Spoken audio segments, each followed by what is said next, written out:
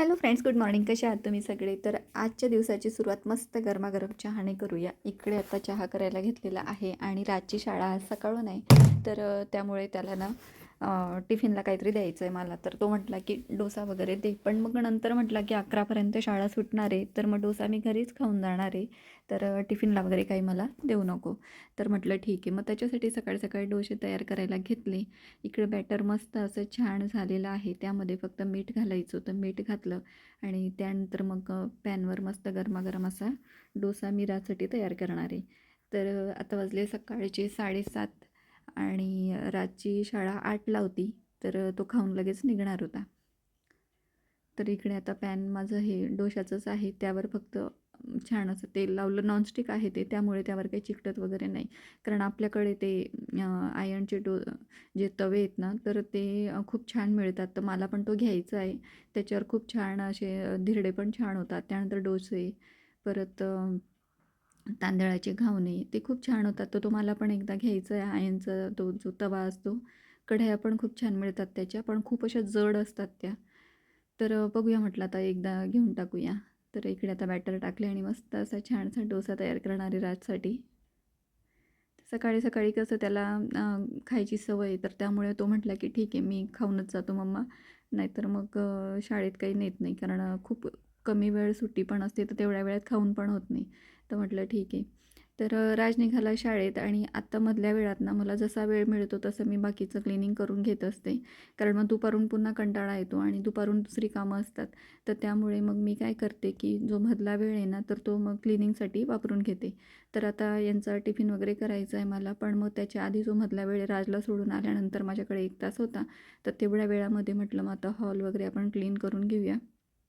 कारण जर 1 दिवसाआड जरी केला ना, तरी पण भरपूर होतं, म्हणजे स्वच्छ दिसतं ते. आपण जर एकदमच लक्ष दिलं नाही तर पार धूळ असं म्हणजे त्याच्यावर लेयर येतो शोकेशवर किंवा सोफ्यांवर. तर त्याच्यामुळे मग मी क्लीन करून घेत असते. आणि हे जे पॉट आहेत ना प्लांटचे, तर ते पण पुसून घ्यावे लागतात. ते आर्टिफिशियल आहे, पण तरी त्याच्यावर धूळ जमा होते. एकदा छान अशी पुसून घेतले की 2 दिवस त्यावर काही म्हणजे धूळ आली तरी आपल्याला अशी काही दिसत नाही ती. तर कसं आहे ना, एक आपलं रोजचं कामच जर समजलं आपण की आपल्याला क्लिनिंगचं पण आपलं एक कामच आहे.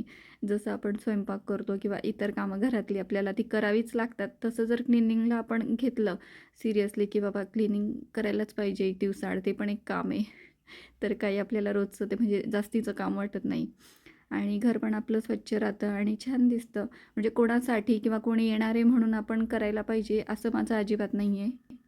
कारण स्वच्छ जागेत राहिले ना तर आपल्याला पण छान वाटतं. मग ते आपल्या स्वतःसाठी आपण करतोय किंवा कोणीतरी आपल्याला आपली तारीफ केली पाहिजे की तू करते किंवा काय, ह्या गोष्टी नसतात. आपल्याला चांगलं वाटलं पाहिजे, आपल्याला फ्रेश वाटलं पाहिजे आणि आपलं घरही सुंदर दिसलं पाहिजे, छान नीटनेटकं. त्यासाठी आपण स्वतः करायचं असतं ते आणि वेळ काढायचा असतो.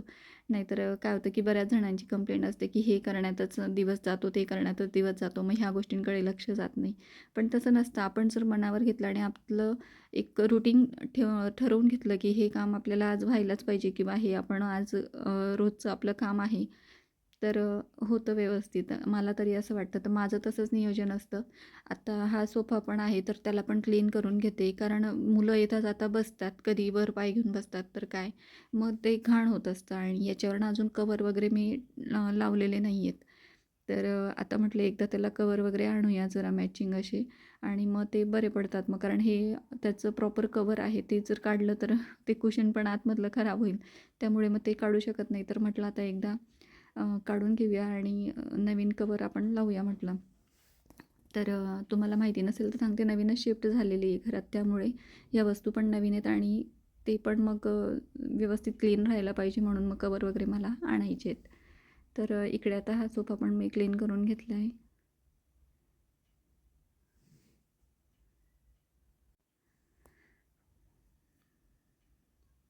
त्यानंतर इकडे आता मिस्टर आले आणि ते म्हटले की अरे माझ्या शर्टाला कसला डाग पडला आहे.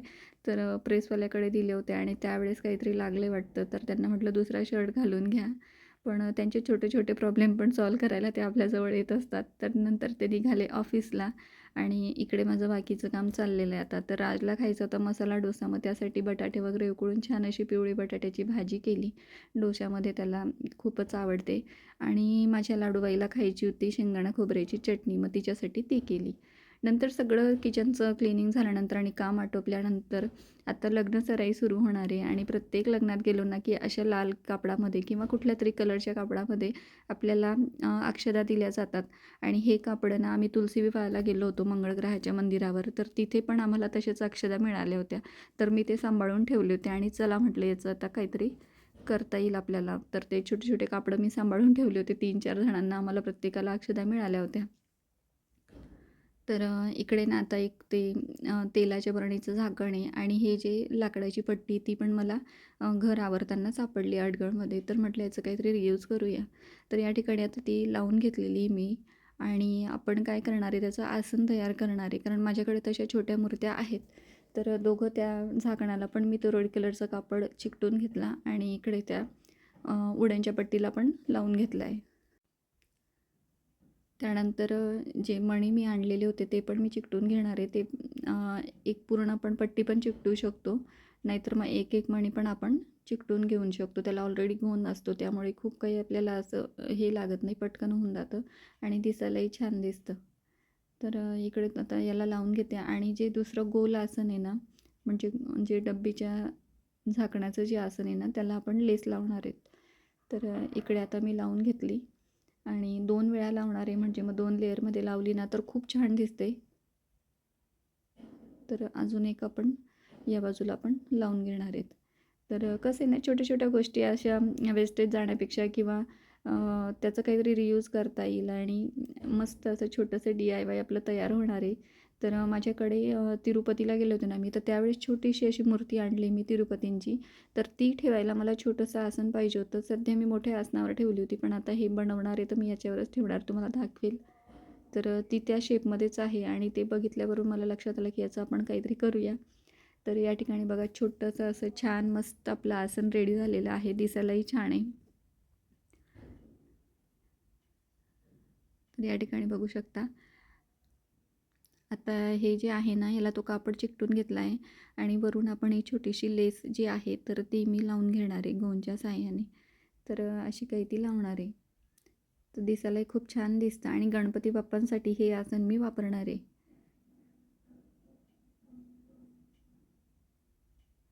तर आता लावून घेऊया आपण गोंदने आणि बघू शकता तुम्ही मस्त असं आसन आपलं रेडी झालेलं आहे. तर हे छोटे छोटे कापडं किंवा ते अक्षदा मिळालेले कापडं तिकडे पसरलेले होते. सगळ्यांनी अक्षदा टाकल्यानंतर सगळे कापडं खाली फेकून दिले होते. पण माझ्याकडे जे होते ते मी सोबत घेऊन आले. तर तुम्ही पण असं रियूज करू शकता. तर या ठिकाणी आता हे जे पृष्ठ आहे ना, तर या कार्डबोर्डवर मी त्या शेपमध्ये कापून घेणार आहे. स्क्वेअर शेपमध्ये एक ग्रीन कलरचं अजून एक कापड आहे आपल्याकडे, तर त्याच्याने पण मी आसनच तयार करणार आहे. तर आता हे आसन ना मी लक्ष्मी माता आहे ना, माझ्याकडे लक्ष्मीजींची मूर्ती आहे त्यांच्यासाठी तयार करणार आहे. तर काहीतरी वेगळं करूया म्हटलं. तर कार्डबोर्ड हे असंच आलेलं होतं कुठल्यातरी मिठाईच्या बॉक्समध्ये, तर ते मी यूज करते.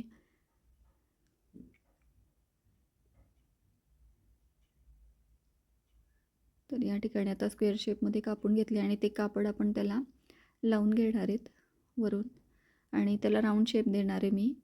स्क्वेअर नाही ठेवणार आहे, फक्त चिकटवेल आता त्याला आणि मग राऊंड शेप आपण करून घेणार आहे.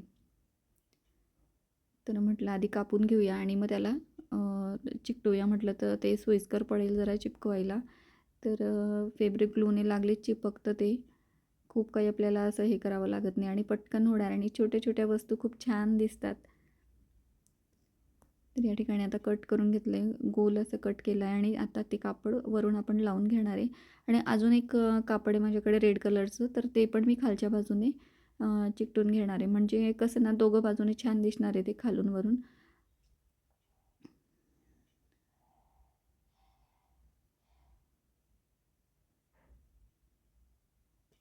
तर या ठिकाणी आता गोंद लावून घेते आणि पूर्ण ते असं व्यवस्थित लावून घेते सगळ्या बाजूने. आणि इकडे हे जे गोल्डन शीट आहे ना, तर त्यावर मी एक असा पानाचा आकार आखून घेणार आहे आणि ते खूप सारे तयार करून घेणार आहे आणि मग ते जे आपण राऊंड शेपमध्ये तयार केलं आहे कापड चिकटून, तर त्या आसनावर हे फुलं आपण लावून घेणार आहेत. म्हणजे लक्ष्मी मातेचं आसन तयार होईल. आणि कसं आहे आपण ना सिल्वर कलरचं पण शीट घेऊ शकलो असतो, पण चांदीची मूर्ती माझी लक्ष्मीची, तर मग म्हटलं हे गोल्डन छान असं उठून दिसेल, तर त्यासाठी मग मी गोल्डन घेतलं आहे. तर असा पेनाच्या साहाय्याने आकार तयार करून घेतला आहे आणि तो आता आपण कात्रीने कट करून घेणार आहेत. तर खूप छान होतं ते. तर म्हटलं आपण ट्राय करून बघू. मी बघितलं होतं ते एका ठिकाणी. तर तसं करूया म्हटलं. तर या ठिकाणी बघा आणि तिकडे ना असे गोल्डन शीट वगैरे नव्हतं, तर पूर्ण म्हणजे ब्रासचं होतं ते, पण छान दिसत होतं.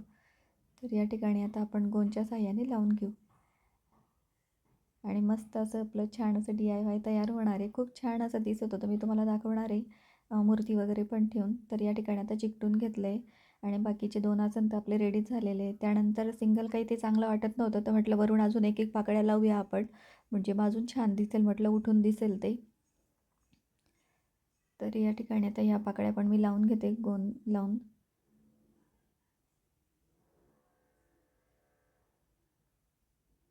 अगदी करायलाही सिंपल आहे आणि दिसायलाही खूप छान दिसतं.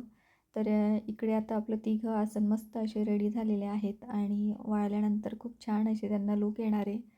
तर सगळ्या देवांसाठी पण आपण करू शकतो. वेगवेगळ्या देवांसाठी वेगवेगळ्या प्रकारचे आपल्या आवडीचे आपण बनवू शकतो. तर आता लग्नसराई चालूच होणार आहे. तर असे खूप सारे कापड आपल्याजवळ जमा होणार आहेत.